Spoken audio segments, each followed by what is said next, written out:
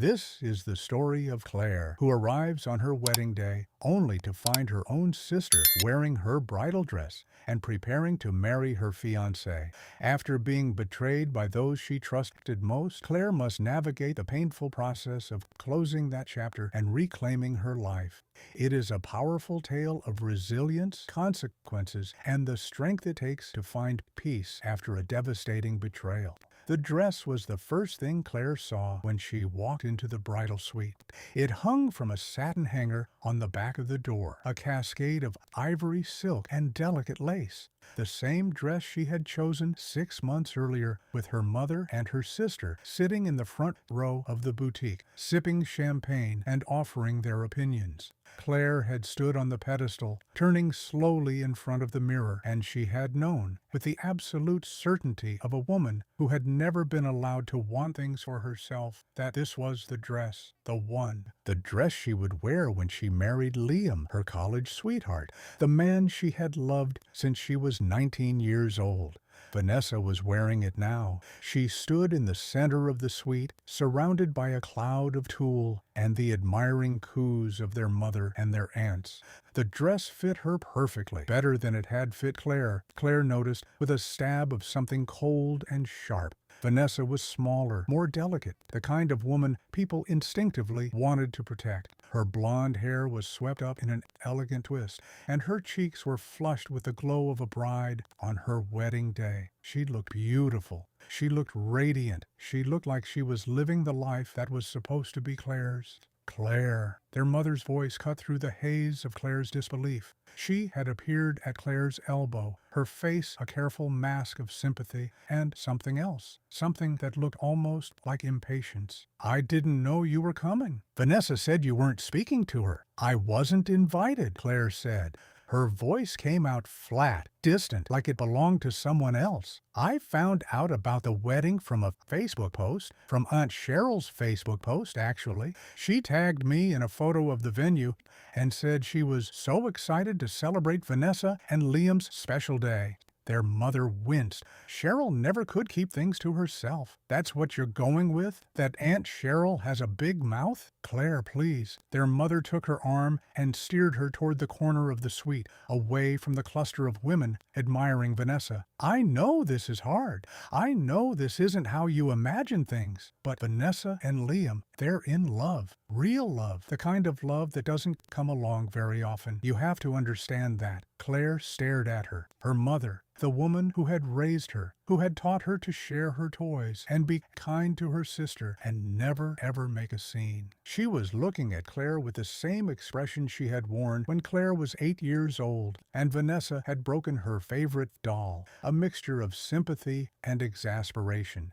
as if Claire's pain were an inconvenience she was tired of managing.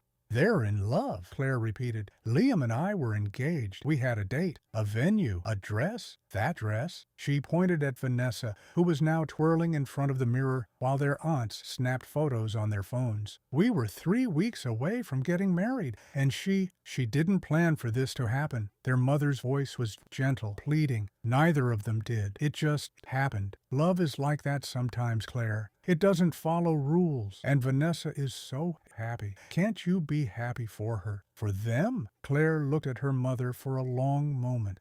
Her mother's face was open, earnest, utterly convinced of the righteousness of what she was saying. She had always believed that Vanessa's happiness was the most important thing in the world. Vanessa was the delicate one, the one who needed protecting, the one whose emotions were so big and so fragile that the entire family had learned to tiptoe around them. Claire was the strong one, the capable one, the one who could handle disappointment because she had been handling it her entire life. "When did it start?" Claire asked. When did this happen?" Their mother hesitated. "A few months ago. Liam came to the house to drop off some papers for your father, and Vanessa was there. They started talking. One thing led to another. One thing led to another." Claire let the words hang in the air. "He was my fiancé, Mom. We were planning a wedding, a life, and you're telling me that one thing led to another?" "Claire." Vanessa's voice, soft and sweet, drifted across the suite. She had noticed Claire. Of course she had. Vanessa noticed everything, especially when she was the center of attention. She glided toward Claire, the ivory dress swishing around her ankles, her face arranged in an expression of gentle concern. You came. I wasn't sure you would. I wasn't sure I would either. Vanessa reached for Claire's hands. Claire let her take them. Vanessa's fingers were cold, despite the warmth of the sweet. I know this is hard for you. I know you probably hate me right now. But I want you to know that I never meant for any of this to happen. Liam and I were soulmates, Claire. We were meant to be together. You have to understand that. Soulmates? Yes. Vanessa's eyes were bright, sincere, utterly without guile. When you meet the person you're supposed to be with, you just know. And Liam and I, we knew. From the first moment we really talked, we knew. You're so focused on your career, Claire. You're so driven and ambitious. Liam needed someone who could be there for him, really there for him, in a way you never could be. It's not your fault. You're just different. Different. The word landed like a stone in Claire's chest. She had been hearing variations of it her entire life. Claire is so independent. Claire is so focused. Claire doesn't need the same things Vanessa needs. Claire will be fine. Claire always is. And the venue, Claire said. Her voice was still flat, still distant. The one Liam and I booked, the non-refundable deposit I paid for? Vanessa's expression flickered, a tiny crack in her gentle concern. It would have gone to waste otherwise. You know how expensive it was, and it's such a beautiful space. It seemed silly to let it sit empty. The flowers, the caterer, the photographer. You used all of it. We made some changes, of course, to make it more us. Vanessa smiled, that radiant, guileless smile. But yes, the foundation was there. You did such a beautiful job planning everything, Claire. It would have been a shame to let it all go to waste. Claire looked past her at the dress. The one she had chosen, the one she had saved for, the one she had imagined wearing as she walked down the aisle toward the man she loved. Vanessa was wearing it. Vanessa was marrying him. Vanessa had taken everything, her fiancé, her wedding, her future, and she was standing in front of Claire, asking her to understand. Does Liam know you invited me? Claire asked. Vanessa's smile faltered. We thought it might be too painful for you to see us together. We were trying to protect you, Claire. That's why we didn't tell you about the wedding. We didn't want to hurt you more than we already had. Protect me? Claire laughed. It was a hollow, broken sound. You've been protecting me by hiding your relationship, hiding your engagement, hiding your wedding. You've been protecting me by wearing my dress and using my venue and marrying my fiancé. That's very thoughtful of you, Vanessa. Thank you. Vanessa's eyes filled with tears. She could cry on command. She had been doing it since they were children. It was her superpower, the thing that made everyone rush to comfort her, to fix whatever was wrong, to give her whatever she wanted. I knew you wouldn't understand, she whispered. I knew you would be angry, but I hoped you could find it in your heart to be happy for us. We love each other, Claire. Real love. The kind of love that doesn't come along very often. Claire looked at her for a long moment. Her sister, the delicate one, the one who had always gotten everything she wanted, the bigger bedroom, the last piece of cake, their parents' unwavering devotion, and now her fiancé, her wedding, her life. You should finish getting ready, Claire said. You don't want to be late to your own wedding. She turned and walked out of the suite. Behind her, she heard her mother's voice, soft and soothing, comforting Vanessa. She heard her aunts murmuring, their words indistinct, but their meaning clear. Poor Vanessa. Claire was always so difficult. It's better this way. Claire walked down the corridor of the venue, the beautiful, historic venue she had chosen because it reminded her of the library where Liam and she had their first date, and out into the cold afternoon light. The parking lot was full of cars. Guests were arriving, dressed in their wedding finery, carrying gifts wrapped in silver paper. They didn't notice her. She was just another woman in a simple blue dress, invisible among the celebration. She got into her car and sat there for a long time, her hands on the wheel, staring at nothing. The dress, the venue, the flowers, the future she had planned, the life she had imagined. The man she had loved since she was 19 years old. All of it gone. Taken by the one person who was supposed to love her unconditionally, who was supposed to have her back, who was supposed to be her sister. Claire did not cry. She had learned a long time ago that crying didn't change anything.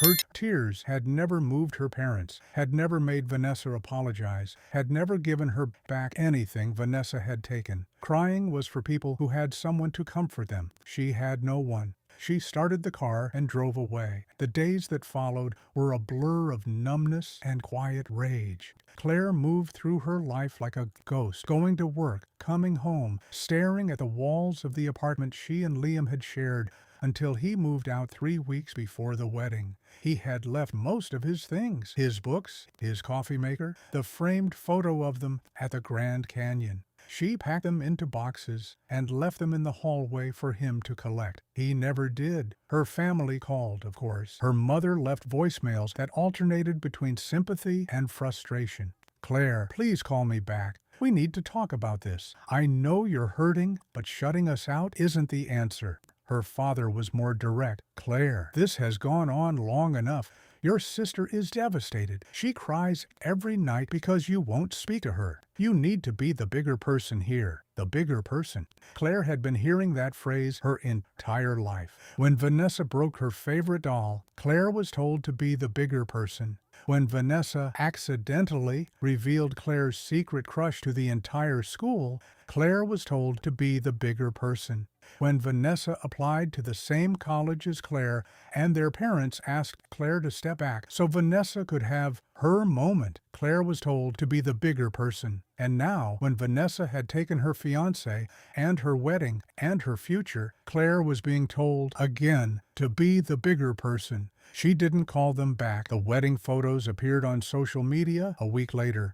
Claire didn't seek them out. They found her anyway, through mutual friends and tagged posts, and the algorithm's cruel understanding of what she couldn't look away from. Vanessa in Claire's dress, beaming at the camera. Liam in his gray suit, his arm around Vanessa's waist. His smile, the same smile he had given Claire 1,000 times. The venue, decorated with the flowers Claire had chosen, filled with the guests Claire had invited, celebrating the love that had been stolen from her. Claire's mother had posted a caption, "So blessed to witness the union of two soulmates. Welcome to the family, Liam. Officially this time. Officially this time." As if his previous engagement to Claire had been a rehearsal, a trial run, a placeholder, until the real thing came along. Claire closed the app and deleted it from her phone. Then she sat in her empty apartment, surrounded by the ghost of a life that had been taken from her, and she made a decision. Not a dramatic one, not a vengeful one, just a quiet, private resolution. She would never be the bigger person again.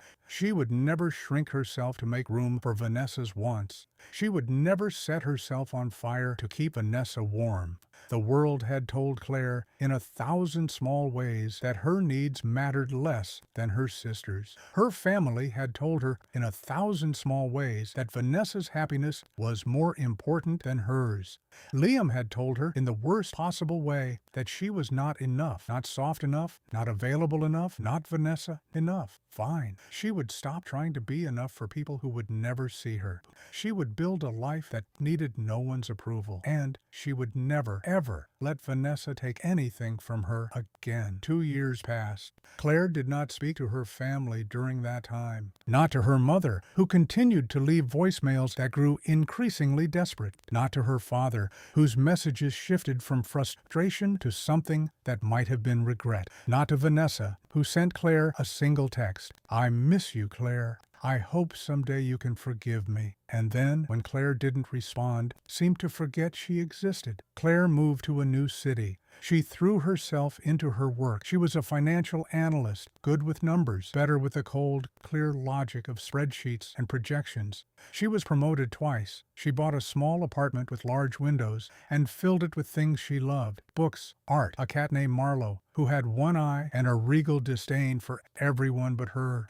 She dated occasionally, but nothing serious. She was not ready to trust again. She was not sure she ever would be. And then, on a rainy Tuesday evening in late October, the doorbell rang. Claire was not expecting anyone. Her friends knew to call before visiting. Her colleagues respected her boundaries. She assumed it was a package, or a neighbor, or one of the endless stream of delivery people who populated her building. She opened the door without checking the peephole. Vanessa stood on her doorstep. She looked terrible. That was Claire's first thought, and it shocked her. Vanessa had always been beautiful, delicate, luminous, the kind of woman who made people want to protect her. But the woman standing in front of Claire was a shadow of that person. Her blonde hair was lank and dull, pulled back in a messy ponytail. Her face was pale, her eyes red-rimmed and swollen from crying. She was wearing a wrinkled sweater and jeans that hung loosely on her frame, as if she had lost weight she couldn't afford to lose. Behind her, half hidden in the shadows of the hallway, stood Liam. He looked worse than Vanessa. His face was haggard, his eyes hollow, his posture slumped with exhaustion and defeat. He was wearing a suit that had seen better days, the jacket rumpled, the shirt untucked. He looked like a man who had been crushed by something heavy and had not yet figured out how to stand up again. "Claire!" Vanessa's voice was hoarse, raw. "I know you don't want to see us. I know we're the last people on earth you want at your door. But we didn't have anywhere else to go." Claire looked at her sister, the delicate one, the wedding thief, the woman who had taken everything from her and called it destiny. She looked at Liam, her college sweetheart, the man she had loved, the man who had thrown her away because she was too focused, too driven, too much herself, and not enough like Vanessa. They stood in the rain-soaked hallway of her building, shivering and broken, and they waited for her to speak. Claire opened the door wider. "You'd better come in," she said. The city Claire chose was gray and cold and utterly indifferent to her existence, which was exactly what she needed. After the wedding, after the dress and the venue and the sight of her sister twirling in front of the mirror in the life that was supposed to be hers, she packed everything she owned into a rented SUV and drove north. Not metaphorically, literally, 3 states north, to a city where no one knew her name, where no one had heard of Vanessa and Liam and the beautiful, tragic love story that had been built on the ruins of her future. She found an apartment in a neighborhood that was more industrial than charming, a 1-bedroom with thin walls and a radiator that clanked like a dying heartbeat. It was perfect. It was hers. She unpacked her boxes, arranged her few possessions, and sat on the second-hand sofa she had bought from a thrift store, listening to the unfamiliar sounds of a city that didn't care about her. For the first time in months, she felt something other than numb. She felt free. Claire changed her phone number the next day. Not just her number. She changed everything. New email address, new social media accounts under a variation of her name that no one from her old life would recognize. She blocked her family on every platform, every channel, every possible avenue of contact. Her mother's voicemails, her father's texts, Vanessa's single saccharine message, all of it gone, deleted, erased from her life the way she had been erased from her own wedding. The silence was terrifying at first. Claire had spent her entire life surrounded by the noise of her family, the constant negotiation of Vanessa's needs, the careful management of her mother's expectations, the low hum of being the strong one who was expected to absorb every disappointment without complaint. Without that noise, she didn't know who she was. She had to find out. She threw herself into work. She was a financial analyst by training, good with numbers, better with patterns. But the job she had left behind, the safe, respectable corporate position that had been deemed too focused by the man who was supposed to marry her, no longer felt like enough. Claire wanted something of her own, something no one could take from her, something that would prove to herself, if to no one else, that she was more than the supporting character in Vanessa's story. The idea came to her during a sleepless night, staring at the ceiling of her clanking radiator apartment, replaying the moments of her betrayal on an endless loop. Not the emotional moments, she had learned to shut those down, but the practical ones, the logistics. Vanessa had taken her venue, her flowers, her caterer, her photographer. She had stepped into a wedding that was fully planned and fully paid for, and she had simply replaced Claire. It had been so easy for her, so seamless. Because wedding planning, Claire realized, was a fragmented, inefficient, deeply personal process that relied on spreadsheets and phone calls and the fragile hope that nothing would go wrong. There had to be a better way. Claire started building it the next morning, not a wedding planning app.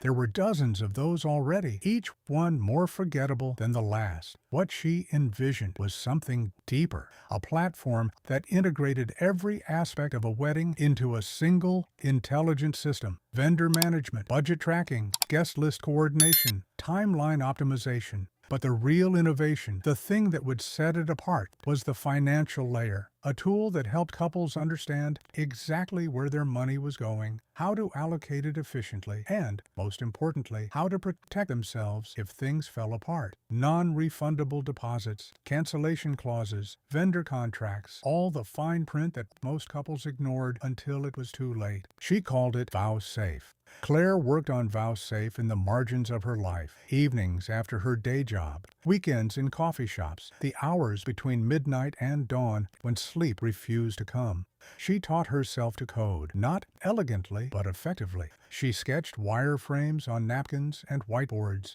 iterated through dozens of versions, threw out everything, and started over 3 times. She was not a natural entrepreneur. She was an accountant who had been burned so badly that she needed to build a firewall between herself and ever being burned again. The first version was crude. The second was better. By the 6th month, she had something that actually worked, a prototype she could show to people without apologizing. She found a small group of beta testers through online forums, brides-to-be who were overwhelmed by the chaos of wedding planning and desperate for something that would make it easier. Their feedback was brutal. She listened to all of it. She made changes. She improved. She listened again. The silence of her new life became a kind of fuel. While Vanessa flooded social media with photos of her perfect married life, the house in the suburbs, the golden retriever puppy, the carefully staged brunches with mimosas and matching outfits, Claire worked. She worked through the loneliness, through the doubt, through the voice in her head that sounded like her mother telling her to be the bigger person, to let it go, to move on. She didn't want to move on. She wanted to move forward. There was a difference. 18 months after she left, Vow Safe launched publicly. The response was immediate and overwhelming. Wedding industry blogs picked it up first, the financial tool every couple needs, followed by mainstream tech publications. The combination of practical planning tools and transparent financial management struck a chord. Couples were tired of hidden fees and vendor nightmares. They wanted control. They wanted clarity. They wanted what Claire had needed and never had. The user base grew exponentially. Investors came calling. Claire turned down the first 3 offers, then the next 2. She was not interested in cashing out. She was interested in building something that would last. But the 7th offer was different. A major tech company, one of the giants, the kind that acquires promising startups and scales them into global platforms, approached her with a number that made her hands tremble. Not just for the technology, for the vision. They wanted Vow Safe to become the industry standard, integrated into every wedding platform they owned. The acquisition closed on a Tuesday, 23 months after Claire had stood in the bridal suite and watched her sister wear her dress. The number was public record, reported in financial outlets and tech blogs. It was more money than she had ever imagined, more than her parents' house, more than Vanessa and Liam would earn in their entire lifetimes combined, more than enough to ensure that Claire would never, ever have to rely on anyone else for anything again. She celebrated alone. She ordered takeout from a restaurant she had always walked past, but never entered, and ate it, sitting on her second-hand sofa, Marlowe the one-eyed cat purring in her lap. She didn't call anyone. There was no one to call. The silence that had once felt like a void now felt like a sanctuary. She had built her life in that silence, brick by painstaking brick, and she was not ready to let anyone in. The penthouse came a month later. It was on the top floor of a restored historic building downtown, with floor-to-ceiling windows that looked out over the city skyline. The view stretched for miles, a glittering grid of lights and life and possibility. Claire had never lived anywhere with a view before. She had never lived anywhere that felt like it was hers. This place was hers, every inch of it. She filled it with things she loved. Art from local artists, a bookshelf that covered an entire wall, a kitchen with appliances she actually knew how to use. Marlowe claimed a spot on the windowsill and surveyed his domain with regal satisfaction. The security system was state-of-the-art. Cameras, motion sensors, a doorbell that streamed video directly to her phone. It was excessive, perhaps, for a single woman and her cat, but Claire had learned, in the hardest possible way, that peace was not something the world gave you. It was something you built and something you protected. She would never let anyone breach her peace again. She thought about her family sometimes, less often than she had expected, but the thought still came, unbidden, unwelcome, like ghosts that didn't know they were dead. Her mother's face, that mixture of sympathy and exasperation. Her father's voice telling her to be the bigger person. Vanessa's radiant smile as she twirled in Claire's dress. Claire had spent so many years trying to earn their love, to prove that she was worthy of the same devotion they lavished on her sister. She had failed, not because she wasn't enough, but because their love had never been hers to earn. It had always belonged to Vanessa. It always would. She made her peace with that, not the warm, fuzzy peace of forgiveness. She was not ready for that, and she wasn't sure she ever would be, but the cold, clear peace of acceptance. They were who they were. She was who she had become, and those two people no longer occupied the same world. The knock came on a rainy Tuesday evening in late October. Claire was curled up on the sofa, Marlowe in her lap, a book open in her hands. The sound cut through the quiet like a stone through still water. She frowned. She wasn't expecting anyone. Her friends knew to call before visiting. Her colleagues respected her boundaries. Delivery people left packages in the secure lobby downstairs. No one came to her door unannounced. She set down her book and checked the security feed on her phone. The camera above the door showed two figures standing in the hallway. The image was grainy, distorted by the rain that had soaked through their clothes, but she recognized them immediately. She would have recognized them anywhere. Vanessa, Liam, they looked terrible. Vanessa's blonde hair was plastered to her skull, her face pale and drawn. Liam stood behind her, his shoulders hunched, his eyes hollow. They were shivering, their clothes soaked through, their expressions a mixture of desperation and something that might have been shame. Claire stared at the screen for a long moment. Her sister, the delicate one, the wedding thief, the man who had thrown her away because she was too focused, too driven, too much herself. They had found her. After 2 years of silence, 2 years of building a life they knew nothing about, they had found her. Her first instinct was to ignore them, to let them stand in the rain-soaked hallway until they gave up and went away. It was what they deserved. It was what she deserved, the peace of not being dragged back into their chaos. But something stopped her. Not compassion, not forgiveness, curiosity. What had brought them here, to her door, looking like refugees from a war they had started? What had happened to the perfect life Vanessa had flaunted on social media? The house in the suburbs, the golden retriever, the carefully staged happiness? Claire set down her phone and walked to the door. She opened it. Claire! Vanessa's voice was hoarse, raw, stripped of all its practiced sweetness. I know you don't want to see us. I know we're the last people on earth you want at your door, but we didn't have anywhere else to go. Claire looked at her, at them. The rain dripped from their clothes, pooling on the polished floor of the hallway. Vanessa was shivering uncontrollably. Liam wouldn't meet Claire's eyes. You'd better come in, Claire said.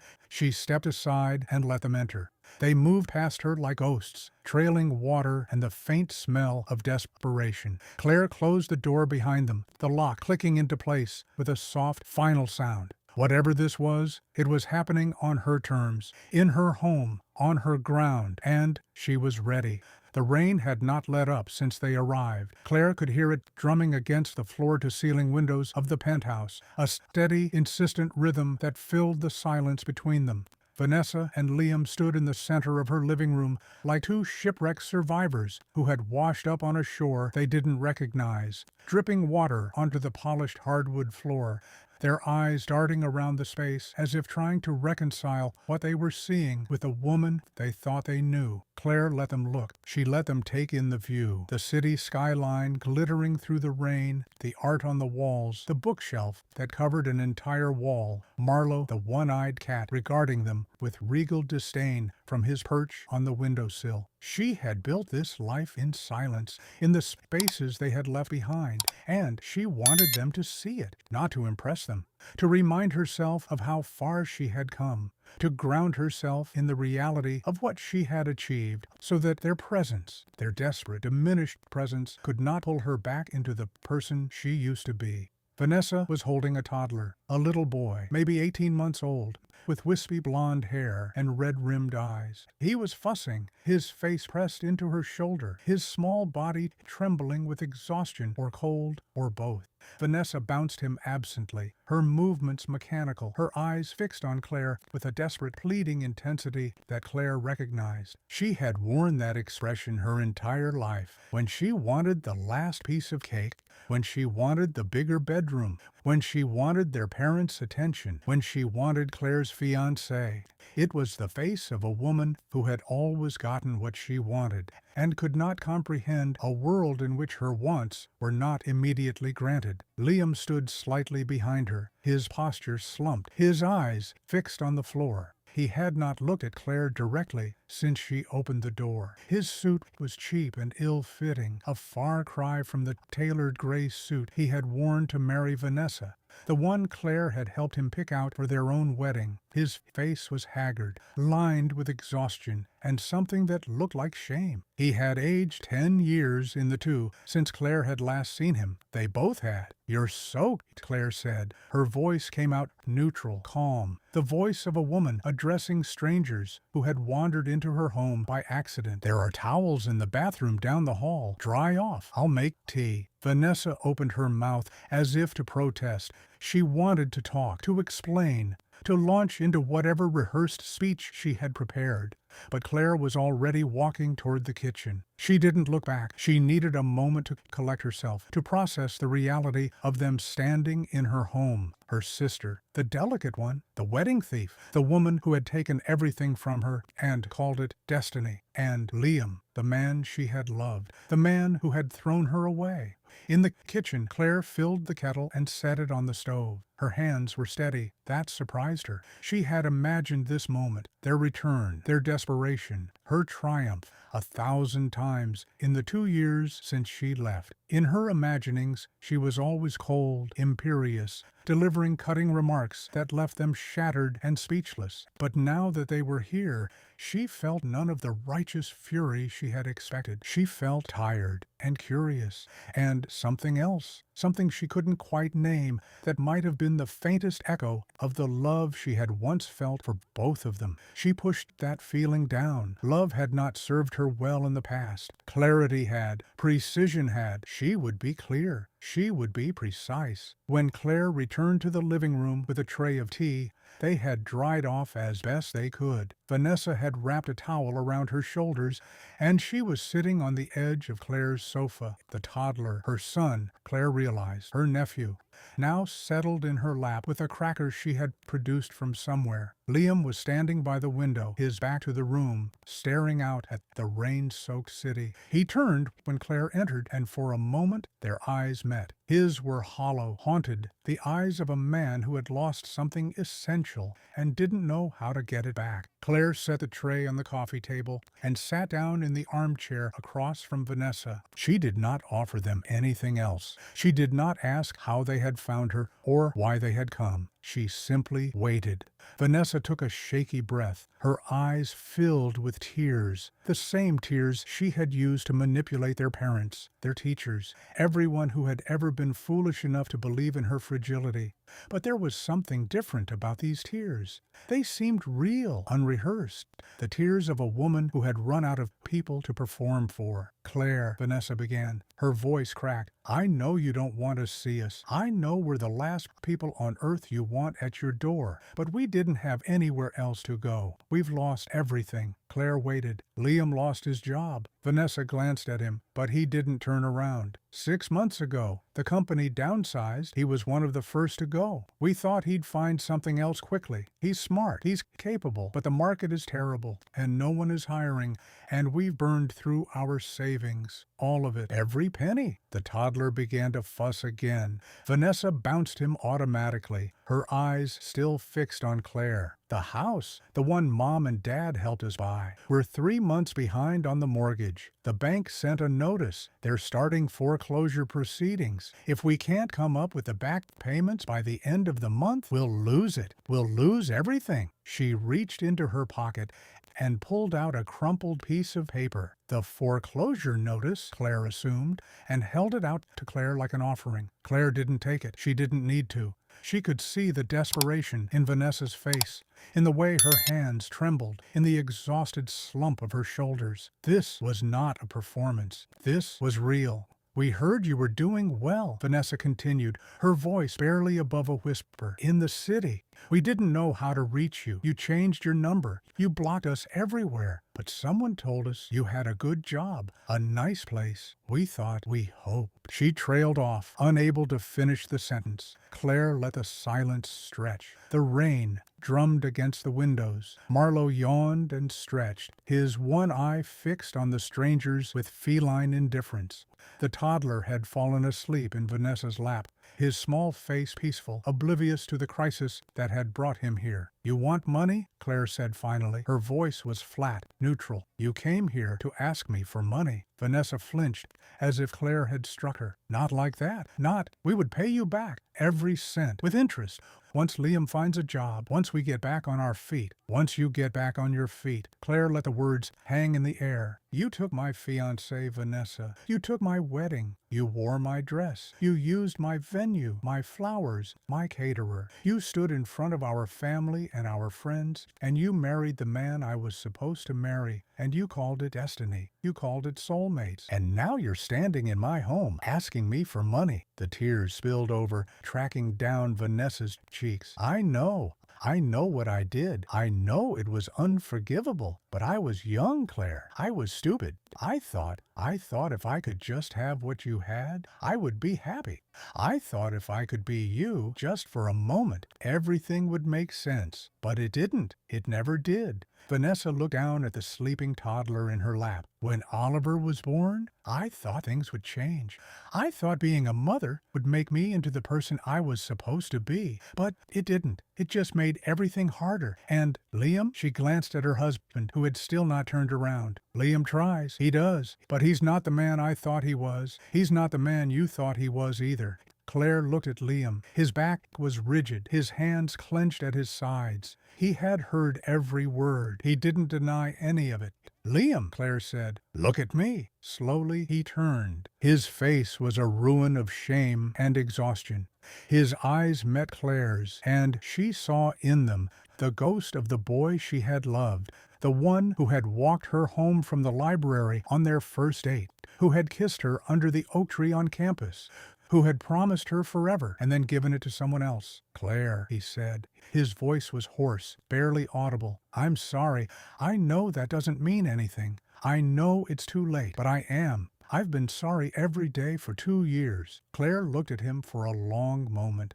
The man who had thrown her away, the man who had chosen her sister, her delicate, fragile sister, because Claire was too focused, too driven, too much herself. He had believed, as everyone had believed, that Vanessa's needs were more important than Claire's, that Vanessa's happiness was worth more than Claire's heartbreak, that Claire would be fine, that she always was. He had been wrong. "You should have thought of that before you slept with my sister," Claire said. Her voice was calm, measured. "You should have thought of that before you let me plan a wedding you had no intention of attending.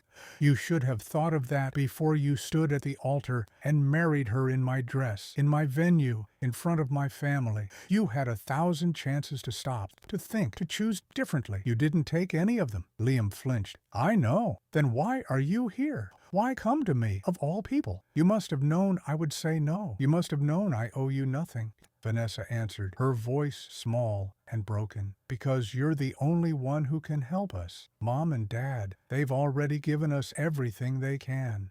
They remortgaged their house to help with the down payment. They can't give any more. Liam's family cut him off after the wedding. They didn't approve of what we did. They said it was dishonorable. She laughed, a hollow, bitter sound. Can you imagine? The woman he left at the altar? Her family thinks we're dishonorable. They're not wrong. Vanessa looked at Claire, her eyes red and swollen. We have nowhere else to go, Claire. No one else to ask. I know you hate me. I know you have every right to. But Oliver, he's innocent. He didn't ask for any of this. And if we lose the house, we lose everything. I can't let that happen. I can't let him grow up the way we did, always scrambling, always afraid. Please, please help us. The rain continued to fall. The city glittered beyond the windows, indifferent to the small, desperate drama unfolding in Claire's living room. Marlowe jumped down from the windowsill and padded over to investigate the sleeping toddler, sniffing at his tiny fingers with cautious curiosity. Claire looked at her sister, the delicate one, the wedding thief, the woman who had taken everything from her and called it destiny. Vanessa was broken now, diminished, a shadow of the radiant bride who had twirled in Claire's dress. She had spent her entire life believing that the world owed her happiness,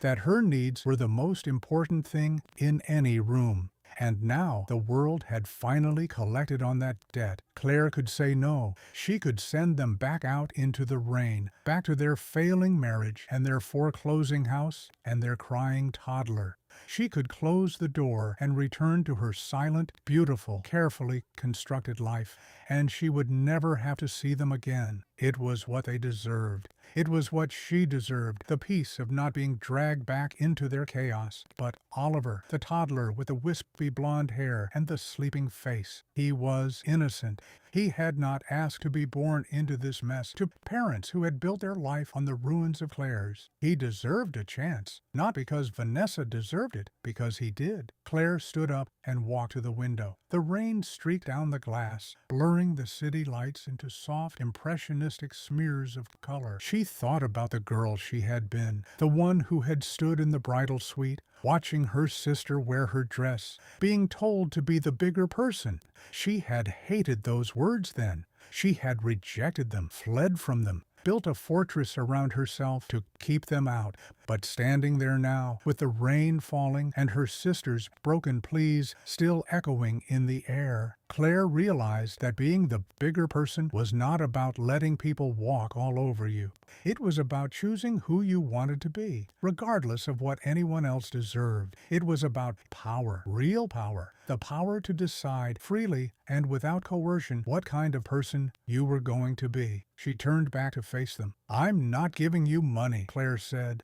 Vanessa's face crumpled. Liam closed his eyes, a muscle jumping in his jaw. I'm going to give you something else, Claire continued. A chance, not because you deserve it, because Oliver deserves it, because I remember what it was like to grow up in a house where the ground was always shifting, where you never knew if the people who were supposed to love you would choose you or discard you. I remember what that felt like. I won't do that to him. Claire walked to her desk and picked up a business card. It was for a financial advisor she knew, a woman named Patricia, who specialized in helping families in crisis restructure their debt and negotiate with lenders. Patricia will help you, Claire said, handing the card to Vanessa. She's very good. She'll work with the bank to modify your loan, reduce your payments, give you time to get back on your feet. I'll cover her fees. That's all I'm offering. Take it or leave it. Vanessa stared at the card, her face a mixture of shock and desperate hope. Claire,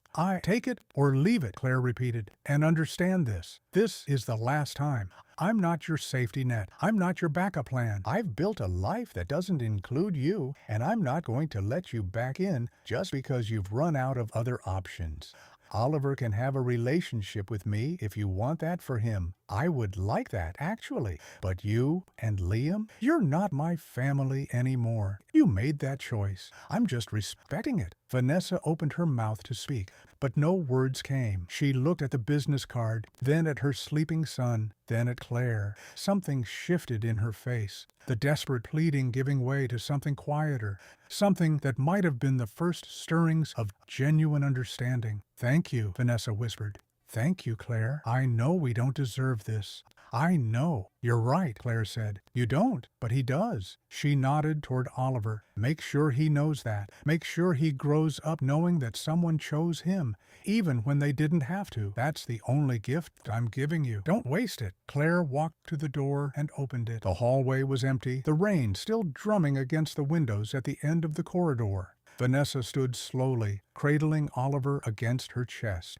Liam moved to help her, his movements stiff and uncertain. They walked to the door like people in a dream, pausing at the threshold. "Claire," Liam said. His voice was rough. "For what it's worth, you were always the best of us. I was too stupid to see it. I'm sorry." Claire looked at him, the man she had loved, the man who had broken her, the man who had finally, after everything, said the words she had once needed to hear. They didn't matter now. They had come too late, to a person who no longer existed. "Goodbye, Liam," Claire said. They walked out into the hallway. Claire closed the door behind them and listened to their footsteps fade toward the elevator. Then she walked back to the window and watched the rain fall over the city she had made her own. Marlowe jumped back onto the windowsill and bumped his head against Claire's hand. She scratched behind his ears, and he purred, a low, rumbling sound of contentment. The penthouse was silent again, her sanctuary, her peace. She had not given them what they wanted. She had given them what they needed, a chance to save themselves on their own terms without her. It was more than they deserved. It was less than they had asked for. It was exactly what she could live with. The rain continued to fall. The city glittered, and Claire stood at the window, watching the ghosts of her past disappear into the storm, finally free. They returned the next morning. Claire had not invited them back. After the scene in her living room, the tears, the pleading, the business card she had offered as a lifeline for their son, she had assumed they would take what she had given and disappear. It was what she would have done in their place. Take the chance, however small, and run with it before the door slammed shut. But Vanessa and Liam had never been good at recognizing when a door was closing. They only saw what they wanted, and they pushed until something broke. The rain had stopped overnight, leaving the city washed clean and glistening under a pale gray sky. Claire was drinking her morning coffee. Marlowe curled in her lap, watching the sunrise struggle through the clouds when the intercom buzzed. She checked the security feed. There they were again, standing in the lobby of her building, looking slightly less bedraggled than the night before, but no less desperate. Vanessa had changed into a different wrinkled sweater.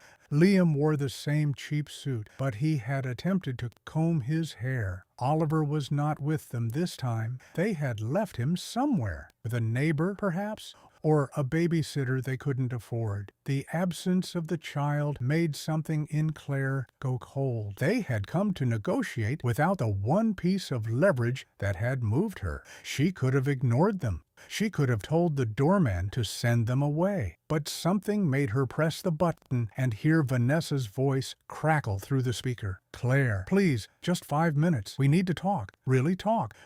Vanessa hesitated. Without Oliver. We didn't want him to hear this." Claire considered. The old Claire, the one who had been raised to accommodate, to smooth things over, to be the bigger person, would have let them up immediately. The new Claire, the one who had built a life from the ashes of their betrayal, was more cautious. But she was also curious. What more could they possibly have to say? 5 minutes, Claire said into the intercom. "In the foyer. You don't come any further into my home." She met them at the door. When the elevator opened and they stepped into the hallway, Claire was already standing in the doorway of her penthouse, her arms crossed, her face neutral. She did not invite them in. She stepped back just enough to let them enter the foyer, a small, elegant space with a marble floor and a single piece of art on the wall, a painting of a stormy sea that she had chosen because it reminded her that even the wildest waters eventually grew calm. Vanessa's eyes flickered around the space, taking in the marble, the painting, the subtle signs of wealth she had not noticed the night before in her desperation. Liam stood behind her, his hands shoved in his pockets, his gaze fixed on the floor. Neither of them spoke for a long moment. 5 minutes, Claire reminded them. Vanessa took a shaky breath. Claire, I know what you said last night.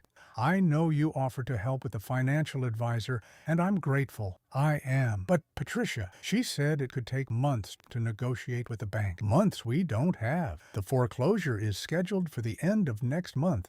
If we can't make the back payments, $40,000 by then, we lose the house no matter what Patricia does. Vanessa looked at Claire with those wide, tearful eyes that had once made their parents bend to her every whim. We need a loan, Claire. Just $40,000. Enough to stop the foreclosure and buy us time. We'll pay you back every cent, with interest. I swear it. Claire let the silence stretch. $40,000. It was a significant sum to most people. To Vanessa and Liam, drowning in debt and joblessness, it must have seemed like an impossible mountain. To Claire, it was a rounding error, a fraction of what she had earned from the acquisition of her company.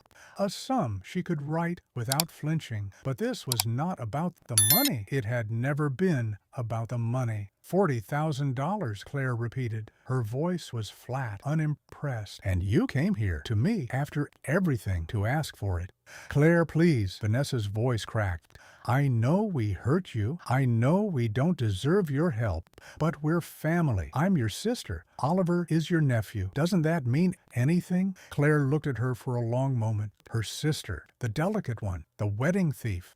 Vanessa was asking Claire to save her from the consequences of her own choices, using the same words, family, sister, please, that had been used to excuse her behavior their entire lives. Wait here, Claire said. She turned and walked into her home office, leaving them standing in the foyer. The marble floor was cold under their feet, she knew. They had not been offered a seat. They would not be offered one. In her office, Claire opened the small safe hidden behind a painting and pulled out a file. Not a thick file, just a few pages, neatly organized, held together with a paperclip. She had compiled it years ago, in the months after the wedding, when she was still raw and angry and trying to make sense of what had been taken from her. She had not looked at it in a long time. She had not needed to. The numbers were burned into her memory. She walked back to the foyer. Vanessa and Liam were exactly where she had left them, standing awkwardly in the center of the marble floor, their faces a mixture of hope and dread. Claire stopped a few feet away and opened the file. You want a loan? She said. $40,000. Let me show you something. She pulled out the first page. It was a spreadsheet, meticulously organized, with dates and vendors and amounts. She had created it in the weeks after the wedding, when she was trying to quantify what she had lost. Not the emotional loss, that was incalculable, but the financial one. The money she had spent on a wedding that had been stolen from her. The venue, Claire said, pointing to the first line. Non-refundable deposit, $5,000. You used it for your wedding. My wedding. Vanessa's face paled. She opened her mouth, but Claire continued. The caterer. Non-refundable deposit, $7,500. You used them. You ate the food I chose, drank the wine I selected, served the cake I designed. All of it paid for by me. The flowers, $4,200. The photographer, $6,000. The string quartet, $3,800. The wedding planner's fee, $5,500. The dress. Claire paused, letting the word hang in the air. The dress was $4,000. You wore it, Vanessa. You stood in front of the mirror and twirled in my dress. And you married my fiancé, and you didn't pay a single cent for any of it. She turned turned to the last page of the file. It was a single number, highlighted in pale yellow. The total, adjusted for 2 years of interest at a modest rate. Not punitive, just fair. The total, with interest, comes to just over $42,000. Claire looked up from the file and met Vanessa's eyes. You already spent my money, Vanessa. 2 years ago, you took my past, my dress, and my fiancé. You spent it all without asking, without thanking, without even acknowledging that it was mine.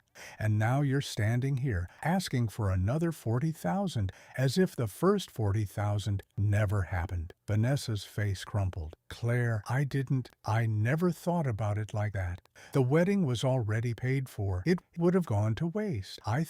You thought it didn't matter, because it was mine, because I was the one who had paid for it, and I was the one who didn't matter. You've always thought that, Vanessa. My things, my feelings, my life, they've never mattered as much as yours. That's what you were taught. That's what I was taught. But I'm not that person anymore, and I'm not going to give you another cent. Liam spoke for the first time. His voice was rough, raw. Claire, I know we don't deserve your help. I know I don't. But this isn't about the wedding. This is about our son, Oliver. He's innocent. He didn't ask for any of this. If we lose the house, he loses everything. His home, his stability, his future. Please, if you won't do it for us, do it for him. Claire looked at Liam, the man she had loved. The man who had thrown her away. He was thinner than she remembered, his face lined with exhaustion and regret. He had made his choices. He was living with them, and now he was asking her to save him from the consequences. I already offered to help Oliver, Claire said.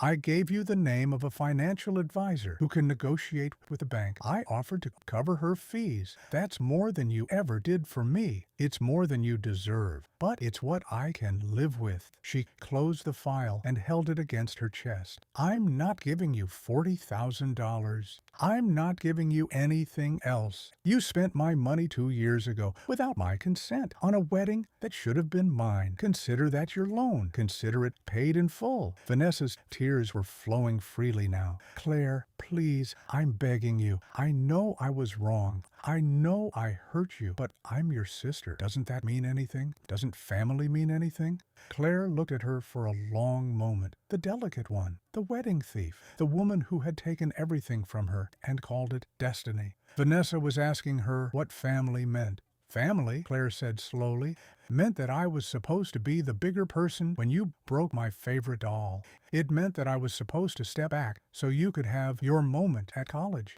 It meant that I was supposed to forgive you when you slept with my fiancé and wore my dress and married him in my venue.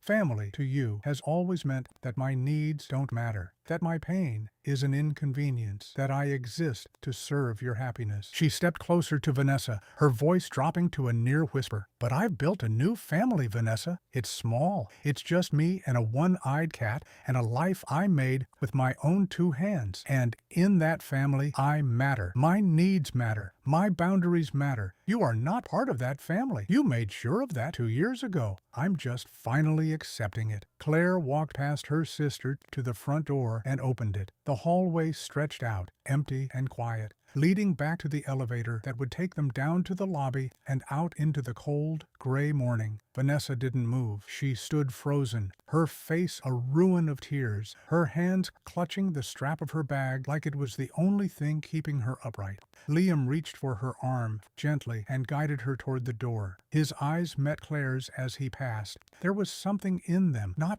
anger, not resentment, but a deep, bone-weary acknowledgement. He understood. He had always understood more than Vanessa. He had just never had the courage to act on that understanding. Goodbye, Claire, he said quietly. I'm sorry for everything. Claire didn't answer. She watched them walk down the hallway, their footsteps echoing on the polished floor. Vanessa was crying, her shoulders shaking. Liam kept his hand on her back, steadying her. They reached the elevator, and Liam pressed the button. The doors opened. They stepped inside. Just before the doors closed, Vanessa looked back at Claire. Her face was a mess of grief and shame, and something that might have been the first glimmer of genuine self-awareness. She raised her hand in a small, tentative wave, a goodbye, a surrender. Claire didn't wave back. But she didn't look away either. She watched the doors close, watched the elevator carry them down and away, watched the empty hallway where they had stood. Then she closed the door. The penthouse was silent again. Marlowe appeared from wherever he had been hiding,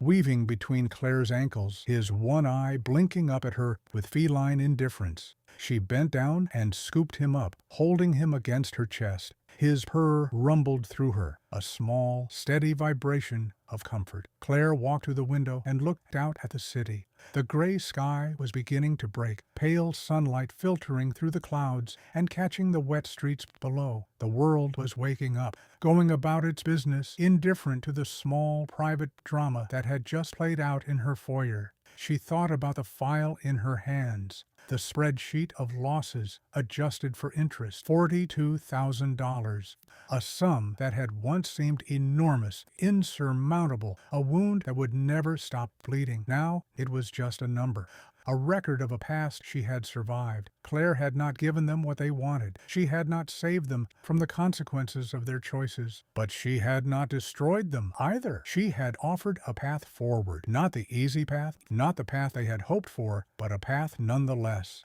What they did with it was up to them. She set the file down on her desk and walked to the kitchen to make another cup of coffee. The morning was still young, the city was still glittering, and her life, her quiet, beautiful, hard-won life, stretched out before her, full of possibility. The chapter was closed, not with a slam, but with a soft, final click. The ghosts had been laid to rest. The debt of dishonor had been paid, not by Claire, but by them in the currency of consequences.